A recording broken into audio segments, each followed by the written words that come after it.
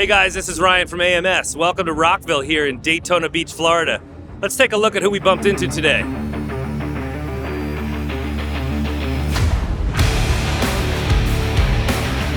Right, like this? Like Bob Barker? Yeah. Nice. All right. Well, we're here with Kerry King and Chris Cannella from Dean Guitars. Why don't we talk about some of these new models? Obviously, we got the US one here and then the import guy here. What are the differences? Ask him. I didn't make it. I oversaw it, but I didn't make it. Yeah. They're virtually the same. Okay. So the only main difference between the import and the USA's is that the imports don't have the Sustainiac. They're all the same woods. They're all the same, components, the same build design. Everything's about as the same. Right. Except that, we just don't put the Sustainiac in the imports. Got it. And then the rest of the rig is the classic stuff, right? You're still using Marshall. You're still using an EQ into the head. That's basically it.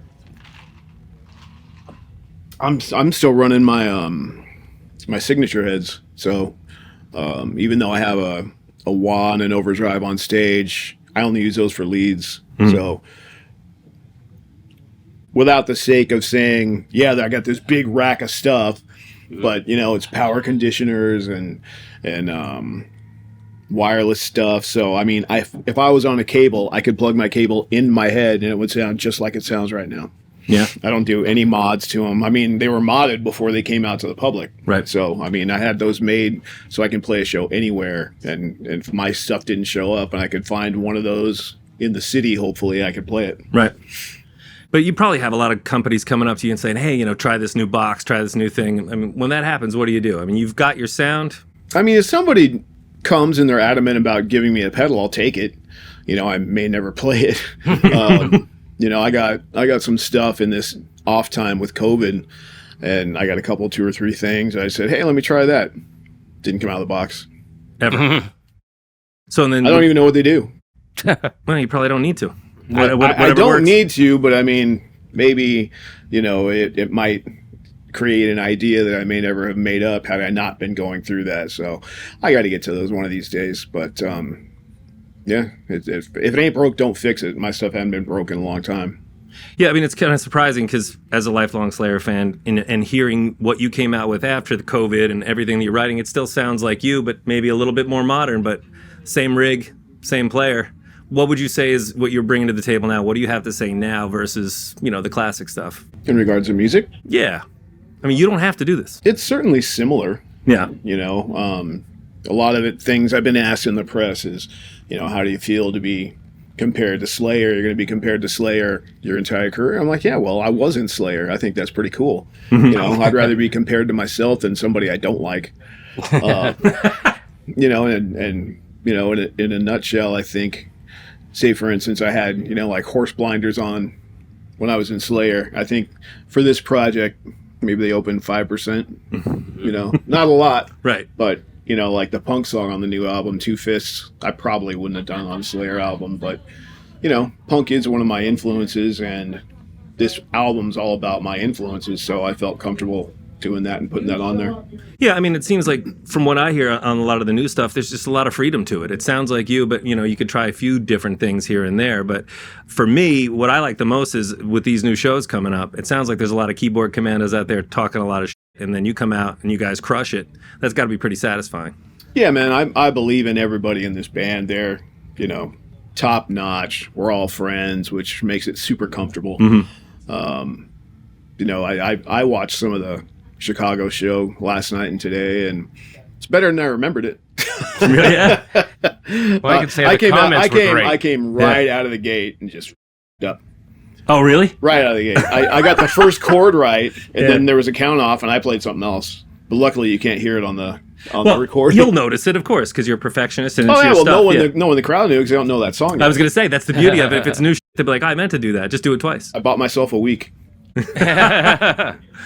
So how do you go about choosing? Obviously, you want to focus on the new stuff, which is awesome. How do you focus on old stuff to put in the set? Is it more of a revolving cast of songs, or is it like whatever you feel like that night?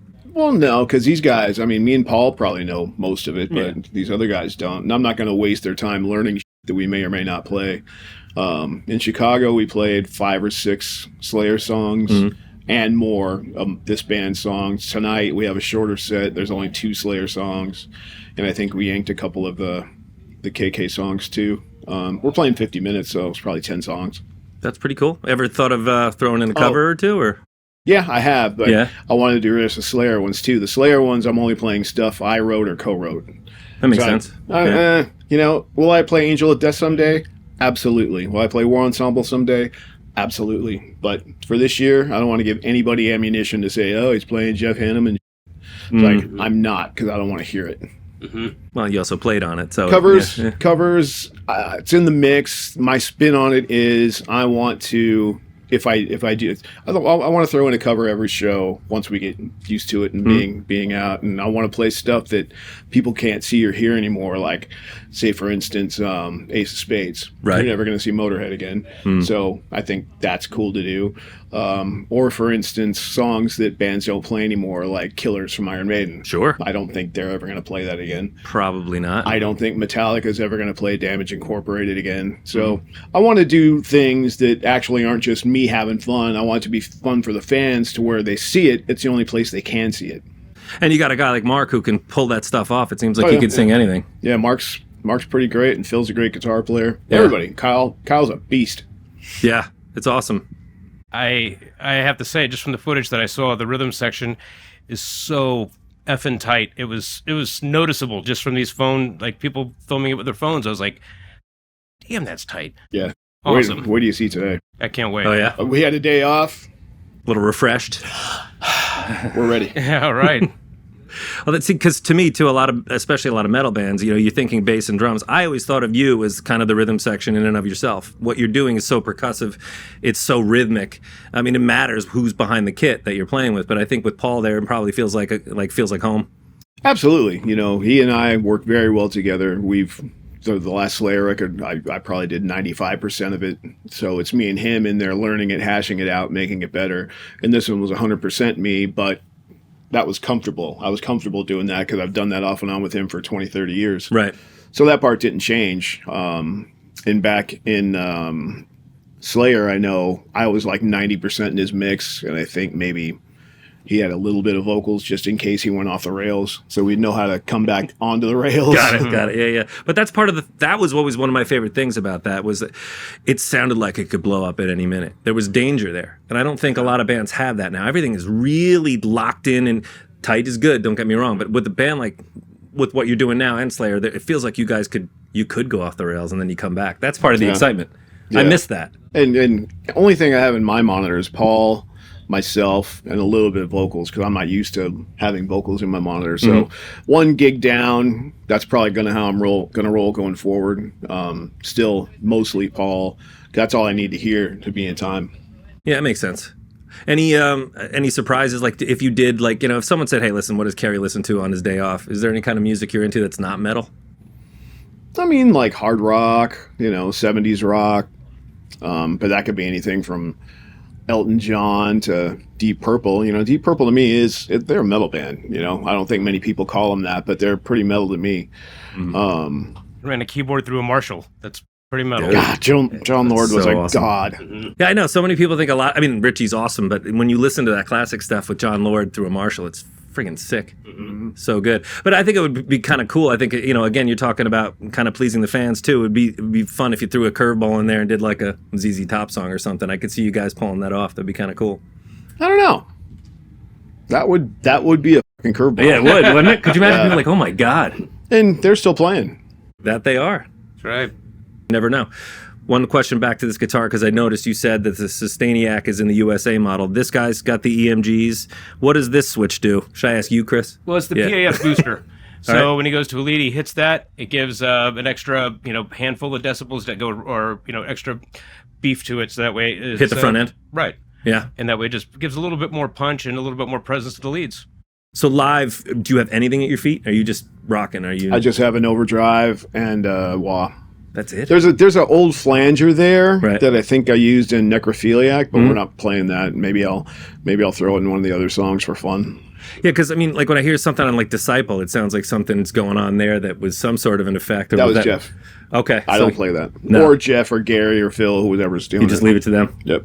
Got it. Not And my part. I ain't got to do it. That's a beautiful thing. So these days now, with obviously a different, co-guitarist in that, how do you guys balance out, obviously it's your show and most of the sound is coming from what you're doing. What kind of sound are you looking for from a co-guitarist? What kind of thing balances out for you? I'm not looking for a sound, really. I'm just looking for somebody that's got the chops and doesn't sound like me when they do leads. That's a good idea. And it's really, you can tell the difference. Oh, without question. Phil's way more melodic than I am. Mm-hmm. It's just, it's two totally different styles, but it works. It works. I love it. Yeah, no, the stuff that I saw online sounded great. So what's next? What do we got going on after today? And you guys going to be doing a week off. We do Sonic Temple. Then I got like 8 or 9 days off. And then I'm in Europe for like 5 weeks. We play Tilburg, our first show in Europe on my 60th birthday, which is kind of ironic, in the only venue I've ever canceled in my life. Oh, really? Super ironic. That's awesome. Yeah, I almost made an entire career, but one gig I showed up to the city and I had vertigo. I couldn't play. I tried, but I couldn't. What was it? Did they say it was from? It was just. Well, there was definitely difficulty between languages going on because the doctor I saw might have been Austrian. I don't remember, but I knew the gist of what he was saying. He's like, the labyrinth in my brain is messed up. Oh. And he gave me what.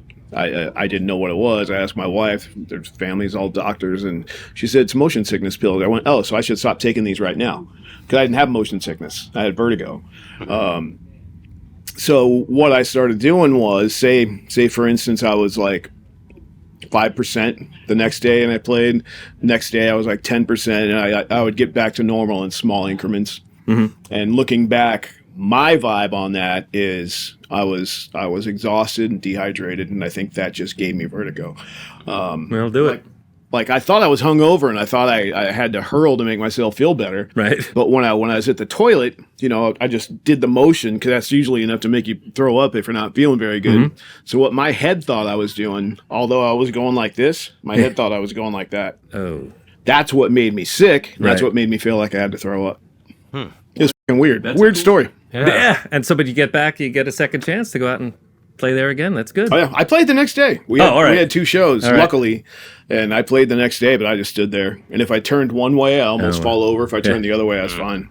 And that's the only show in 40 plus years you've had to cancel?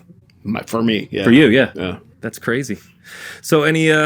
I'm getting greedy here, but we got any new stuff coming out after this? Or, is it always in the pipeline? Loads of good stuff, dude. Yeah, I would imagine you had a lot of stuff stockpiled over the last couple of years. Well, no one expected you to go off into the sunset. I'm sorry. I think there was 6 left over from Repentless, and 2 of them are on this one. Mm-hmm. So I got 4 left still.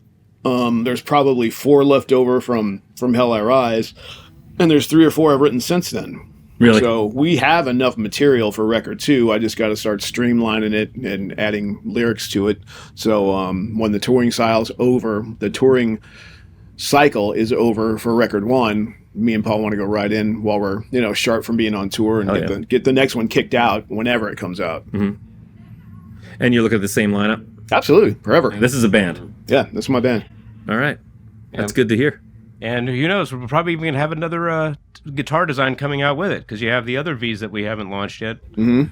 Those would be great, too. And one thing I just want to put on the record for it, with everything from this V to the Overlord to even the pointy ones, Kerry was hands-on for the whole thing. Mm-hmm. This wasn't just like a come up with something and I approve it. Yeah, He flew down to Tampa, and we were, hands-on, trying different drawings, trying different styles. Him and Dan were going over ideas, him and Jeff.